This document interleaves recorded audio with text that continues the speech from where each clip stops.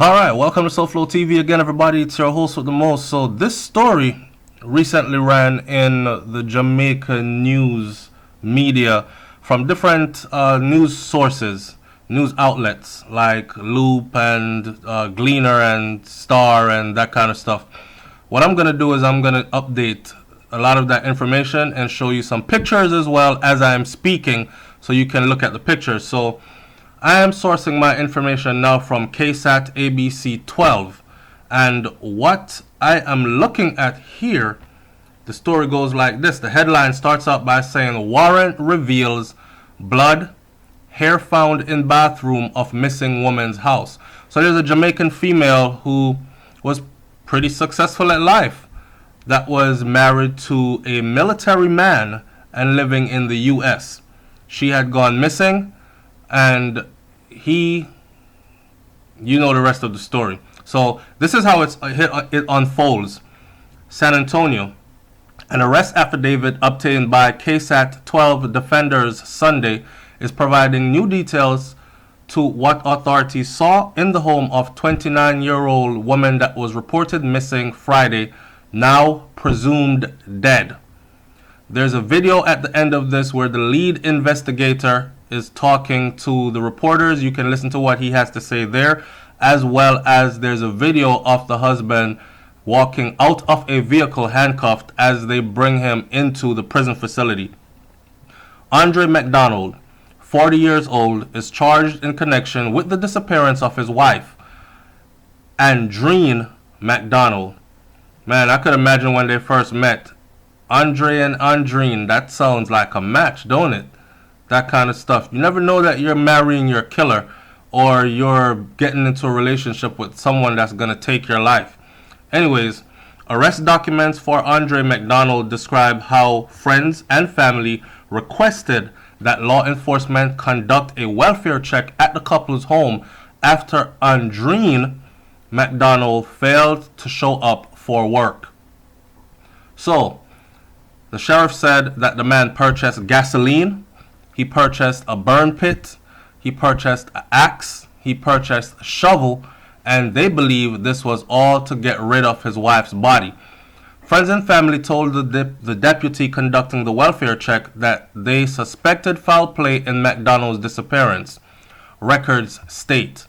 One friend even told deputies that Andreen McDonald had warned her many times that, hey girl, if I ever disappear or anything ever happened to me, it's because Andre killed me.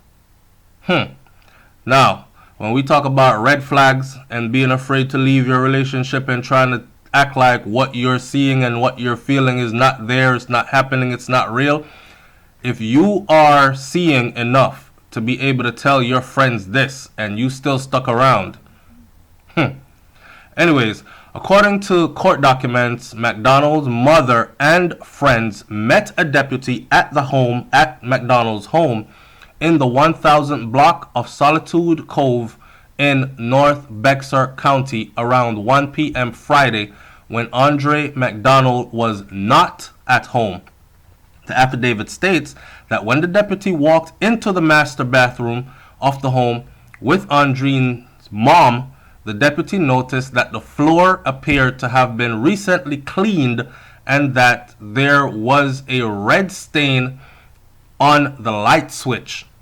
The red stain, court record note, was later determined to be human blood and human hair. The floors were also found to have human blood in the cracks of the floor. Wow. Man arrested in connection with his wife's disappearance. Arrest documents state that deputy also noticed a burn pile in the backyard where it appeared that something had been recently burnt. Upon closer inspection, a friend of McDonald's noted that they had discovered a zipper in the burn pit. Andre McDonald arrived at the house as the group scoured the house for clues, and he told them that his wife was being treated at Baptist Emergency Hospital, the affidavit states. But when authorities followed up on that story and checked the hospital, hospital officials said they did not have a patient by that name, court documents stated. When confronted by law enforcement about the discrepancy in his story, McDonald said he didn't know where his wife was and that they had gotten into an argument Thursday night and she just left. Deputies detained McDonald for questioning, but he declined to speak with investigators any further and requested immediately to have a lawyer. On Saturday afternoon, an investigator noticed that McDonald's garage door had been ripped off its tracks.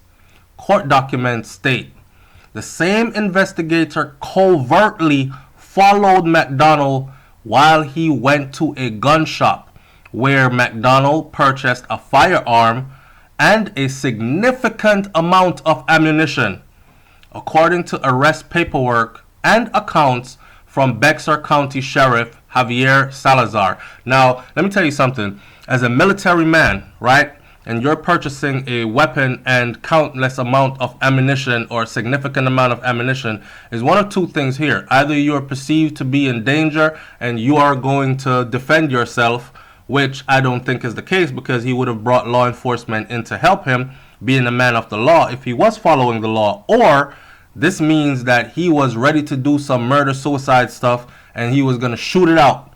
Because I would rather be caught dead than go to prison kind of thing. And I'm going to need a whole lot of ammunition to get this done. So they arrested him. Salazar explained that Saturday that deputies took McDonald into custody after the gun purchase out of concern for his own mental health. Salazar said that McDonald had left the gun shop, or he could have been trying to commit suicide. Who knows? McDonald left the gun shop in such a hurry, he left behind the recently purchased firearm and he left behind his ID as well. And deputies were unsure if he had suicidal tendencies. So he got spooked. He made out that they were following him and he booked it out of the gun shop and left the gun and left his ID behind as well. While McDonald was at the gun shop, other deputies arrived at the home and saw a shovel in Arndine McDonald's porch macan. Something that wasn't there during a previous search of the home. The affidavit states Salazar alluded to this new evidence during a Saturday night news conference and said that authorities obtained an additional search warrant for the home based on the observation of evidence that was in plain sight. So they had went there before, the Porsche was parked, they looked in it, he made sure, didn't see anything out of place.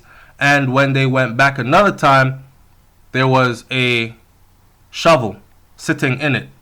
He thought, let's get another warrant. While serving the first search warrant Saturday night, the affidavit states that investigators located what they believe to be more blood evidence in the couple's silver Chevy Malibu, as well as Andre McDonald's cell phone and his wife's old cell phone. While executing the second search warrant, authorities discovered that Andre McDonald early Saturday morning had purchased 2 5-gallon barrels of gasoline, a hatchet, heavy-duty trash bags, gloves, and a shovel. Court documents indicate that deputies found two purchase receipts for the aforementioned items in the trash, and that the receipts had been torn to bits, but they were able to put them back together. Authorities also found a fire pit that wasn't there during previous searches. Court documents note that it appeared the fire pit had been recently used to destroy papers and other items like bloody clothing, etc. Hence the reason why the zipper was found, because the zipper did not burn. Additionally, as investigators searched trash cans at the home, they found heavy coveralls that appeared to have been worn and a claw hammer with woody plant debris, the affidavit states. Authorities said that the tools listed in the torn up purchase receipt were found in Andrine McDonald's porch macan. The affidavit described the shovel as having fresh dirt on it, as if it had just been used. Authorities arrested Andre McDonald on Sunday for altering, concealing and destroying evidence as authorities are conducting an investigation into his wife's disappearance. That is what he is arrested for. He has not yet been charged for murder. He has just been arrested for obstructing and concealing. While they are trying to conduct an investigation, he's over there throwing away and burning things, right? And it's looking suspicious to them. So far, I can tell you that his rank in the military is not a small rank. He's no low-ranking soldier, a major. When a major steps into the room, everybody stands up. When you pass a major outside, you have to salute that major. If he passes you 100 times for the day, you have to salute him 100 times for the day until he tells you to drop your salute, right? So being someone of the military and of this type of a rank, I can see that the authorities are being extremely careful as to how they are dealing with him. All right, so while authorities have not yet located Andrine's body, deputies said that they believe she was killed. Law enforcement spent Sunday scouring fields and creeks and drainage ditches in the Wilderness Oak area off of US Highway 281 with even cadaver dogs. So far, Andre McDonald has not offered authorities much help in locating his wife. He's not saying where the body is. He's not saying anything more to them as far as where he thinks she might have gone since she left and whatever else. So far, no help. Salazar said that McDonald, a cyber warfare specialist who has a background in engineering, was kind of smirking, kind of laughing, like he got one over on everybody. I think it's pretty evident that we're not joking around with him now, because he, at this moment, sits behind bars. So for those of you who've been wondering, the update to the story is just that. It's a sad story, man. Damn sad case. Now, she was 29 years old, and from what I heard from my wife's information, Brains did a video on this as well. She did the initial part of the video, and this is me doing a follow-up.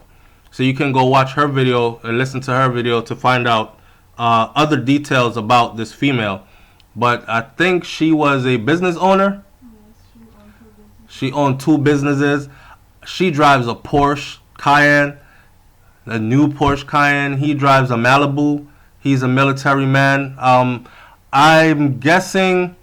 Now, this is me speculating and guessing, and I don't know why some people are offended when I speculate and I guess, but it's the normal human thing to do, okay? Now, I am guessing that she was becoming wildly successful in her life as his military life was becoming demanding. Because, you know, you're in the military, you go where they say go. You do what they say do. But she's a civilian. She has lots of freedom. So she's out at engagements and whatnot. Brother probably got jealous. I don't know. But this seems very suspicious. Listen to the part where he talks about... You're going to watch a video now where you will hear the lead investigator talk to the media. And he is going to talk about the most hurtful part of this case for him. He's going to mention a 6-year-old girl, which is the child of both this man and his 29-year-old wife. And there are details in here about the child. For instance, she is severely autistic. She is non-verbal. Okay? But notice that the investigator said based on her mannerisms and certain her mannerisms when certain things are mentioned, he believes that she actually witnessed what happened to her mom. So, man. Now, on my platform, people may be wondering, why are you doing this? Why are you this story? I don't really care. I cover whatever story I please to cover. But remember, she's a Jamaican, right? So naturally, I'm going to be drawn to the story. And that is where it's at. I probably would have covered it anyways had it not been. But naturally, I'm drawn to the story because she is a Jamaican. Naturally, I'm drawn to the story because he is a military man. So it has both elements that pique my interest, right? Stay tuned for the video right now and listen carefully as the lead investigator speaks. We will be following up on this case as it develops to see what happens next, and I hope she's not dead, but if she is, I hope at least they can find her body so she can be buried and her family can put this to rest. Some kind of closure. All right. So like I said earlier, he has been arrested, and there he is in a blue shirt, and they're walking him handcuffed into the building, the jail facility, where he will be held until he goes before a judge and they decide whether to post bond or to keep him locked up. We'll see how this develops. Watch this and listen. It's been a trying couple of days for us here at the Sheriff's Office. Myself, several members of my command staff, a lot of our CID detectives, our SCORE deputies, we've had some patrol deputies out there. We haven't been getting much sleep. We've been working pretty much around the clock on this case since we became involved in it. But earlier this weekend, Andreen McDonald we became aware of a missing persons case involving her and the suspect that you just see, Andre McDonald, who's her husband. We've spent quite a bit of time. We've executed a couple of search warrants at his house. Yesterday, our moving surveillance, some of our investigators conducted a moving surveillance of this suspect when he left the house, went to a gun shop, purchased a gun and some ammunition, a lot of ammunition, in fact. They intercepted him as he was leaving the gun shop. At some point there, it looked like he got spooked. He left it so much so that he left his gun and his identification behind at the gun shop. We went back to the residence, developed further information there, which prompted us to run a second search warrant at that house. Once we made entry to the house, we found some things that really quite disturbing, pretty indicative of what I believe that we're going to find. And the evidence consisted of a shovel, an axe, some heavy-duty trash bags, some work gloves, and 2 5-gallon containers of gasoline, and a burn pit, portable burn barrel. It led us to believe that these were implements that were going to be used to dispose of a body, quite obviously to us, which really tends to drive home the point to us that we believe that Andreen McDonald is no longer living. And so in conducting the search of the residence, we found a receipt where, in fact, he had earlier in the day purchased those items that we found. There was quite a bit of effort that went into destroying that receipt to try to prevent us seeing where it was purchased and when it was purchased. So that led us to obtain a warrant for arrest for Andre McDonald for the charge of tampering with evidence, which is a felony charge. At this point, we're bringing him here to the magistrate's office to get him booked in. We believe there's going to be a very high bond on him. If he's able to make that bond, there's going to be a condition of release with GPS and house arrest. So we're hoping that for the time being, he's either going to be here or confined to his residence if in the event that he does make bond, which will allow us to keep investigating. At this point, today anyway, our investigation has consisted of literally scouring creek beds and drainage ditches and ravines with cadaver dogs looking for Mrs. McDonald. Every last one of us has been out there in the cold, braving the elements and conducting this physical search. That's why I'm dressed the way I am dressed. I've been out there leading one of the search parties with cadaver dogs. And so we're hopeful that we find her very soon. We are extremely happy that we were able to get this suspect into custody and put him behind bars where he belongs. I'll open it up to questions. Right now he's charged with tampering with evidence, again, in trying to conceal the purchase of what we believe were going to be implements to dispose of the body. Has he said anything? To us, he has not said much. When we originally came into contact with him on Friday evening, he lawyered up pretty quick. He asserted his right to counsel, which he absolutely has, but it made us a bit suspicious. Not the fact that he asserted his rights, the fact that he didn't seem to care very much at all that his wife was missing, and the fact that he just flat out refused to help us with finding her. I think one of the most heartbreaking aspects of this case is that at the center of this is a little girl, she's 6 years old, who, quite frankly speaking, for all intents and purposes, just lost two parents. And this little girl is autistic, mostly nonverbal. And to us, and I can't go too much into it, but to us, it's pretty evident that she saw something. She saw what happened to her mom. And that's the most heartbreaking part of this case. And so that is why, personally, I consider it an honor to be traipsing through creek beds in 40-degree weather. We owe it to the memory of Miss McDonald, if in fact she is deceased, and to this little girl, to bring some closure to this case. Alright, thanks for watching. And like, comment, share, subscribe. Leave your comment in the comment section below. And we'll see you on the next video. I'm out.